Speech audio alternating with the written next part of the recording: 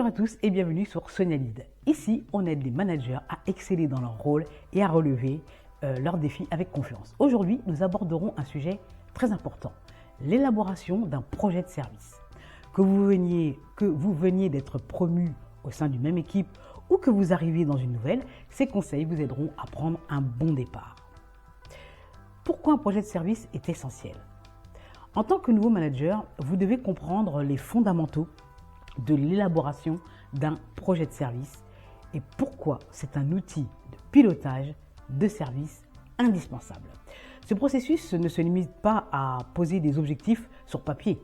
Il permet d'établir une vision stratégique, de structurer une équipe et de garantir que toute votre équipe soit alignée dans les efforts à produire. Dans cette vidéo, nous explorerons pourquoi un projet de service est important et comment le concevoir en 5 grandes étapes clés. Préparez-vous à découvrir une méthode efficace et applicable dès maintenant. Bienvenue sur ma chaîne Sonia Lead. Ici, on aide les managers débutants à exceller dans leur rôle et à relever leurs défis avec confiance. Un projet de service joue un rôle central dans la gestion des équipes et des missions. C'est l'outil de pilotage qui vous permet de vous poser avec votre équipe, de tracer la route à prendre et de visualiser toutes les étapes. Bref, voici 3 raisons essentielles. Il offre une vision claire parce qu'il permet de définir des priorités et des objectifs mesurables, ce qui aide l'équipe à travailler de manière coordonnée. Il fédère l'équipe en impliquant activement les membres dans l'élaboration du projet de service. Vous renforcez leur engagement et leur sentiment d'appartenance. Le projet de service renforce la légitimité du leader. Pour un futur manager, la capacité à structurer un projet montre qu'il a la compréhension des enjeux stratégiques et opérationnels au regard de sa propre hiérarchie et qu'il sait décliner ces enjeux auprès de son équipe. En résumé, un projet de service est une boussole qui guide chaque membre de l'équipe vers un objectif commun, tout en renforçant la crédibilité du manager. Je vous précise donc que les éléments constitutifs d'un projet de service, c'est le diagnostic, la vision, le cadre, les objectifs opérationnels précis du projet, il faut quantifier, l'offre de service, le quoi, le plan d'action et la planification, quel délai vous prévoyez dans sa mise en œuvre, les moyens et les ressources, le dispositif de suivi et d'évaluation, le périmètre, ce qui est dans le projet et ce qui n'y est pas, les membres de l'équipe du projet, donner une dimension participative à l'élaboration de ce projet de service. Comment s'y prendre concrètement? Je vous détaille une méthode en 5 étapes. Voici une approche structurée pour réaliser un projet de service efficace. Réaliser un diagnostic initial, analyser l'état actuel des choses, interroger les parties prenantes. Les parties prenantes peuvent être des partenaires internes ou externes, bien sûr. Identifier les points forts et les défis et regrouper des données, toutes les données que vous pourriez regrouper aussi bien quantitatives que qualitatives. Il faut qu'elles soient pertinentes, évidemment. Et surtout, partager les résultats de votre analyse avec tous les acteurs. Et si possible, priorité donnée à votre équipe et votre hiérarchie, bien entendu. Définissez une vision et des objectifs stratégiques. Déterminez les ambitions à moyen et long terme. Quels sont les résultats que vous souhaitez obtenir? Veillez à ce que vos objectifs soient clairs, mesurables et atteignables.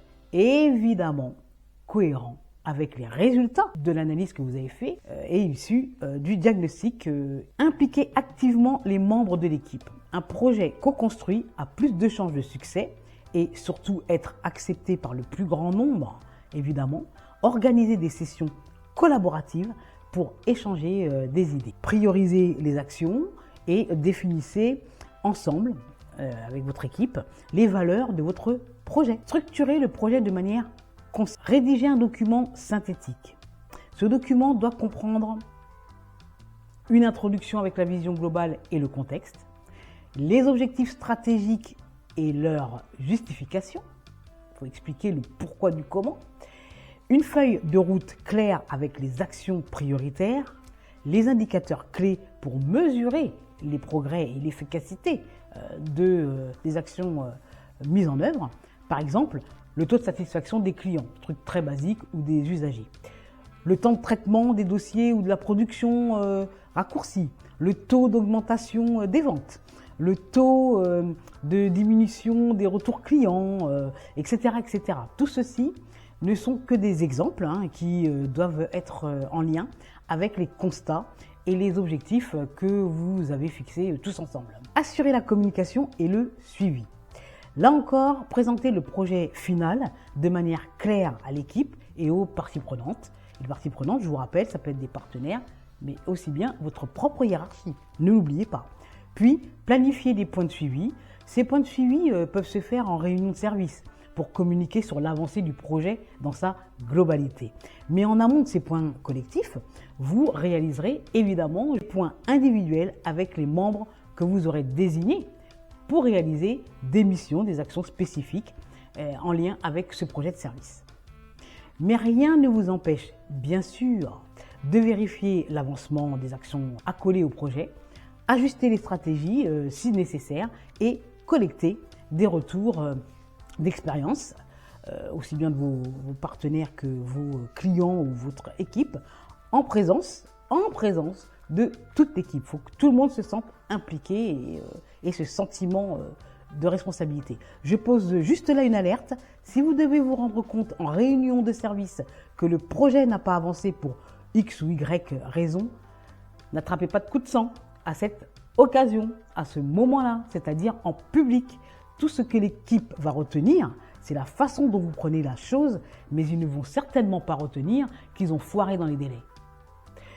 Vous vous rendrez vite compte que les personnes en général retiennent toujours la forme, la tournure des événements, mais ne se posent jamais sur le fond. Nous arrivons maintenant à la conclusion. Moi, je vous invite à passer de la théorie à la pratique.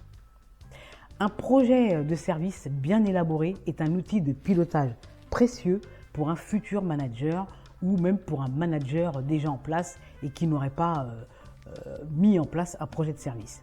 Il structure les efforts, il fédère les énergies et garantit une progression cohérente vers les objectifs stratégiques. Dans la barre de description, en bas, je vous offre une note de cadrage type pour vous aider à appréhender toutes les étapes d'un projet structurant.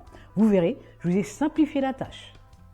Vous me direz en commentaire ce que vous en pensez d'ailleurs, et de façon constructive, évidemment, nul n'est besoin de le préciser. Alors, essayez d'appliquer toutes ces étapes si vous le sentez, et partageons ensemble nos expériences. Dans les commentaires, vous me direz quels sont les principaux obstacles que vous anticipez dans l'élaboration de votre premier projet de service, si ce n'est le premier, et puis partagez vos réflexions et vos questions.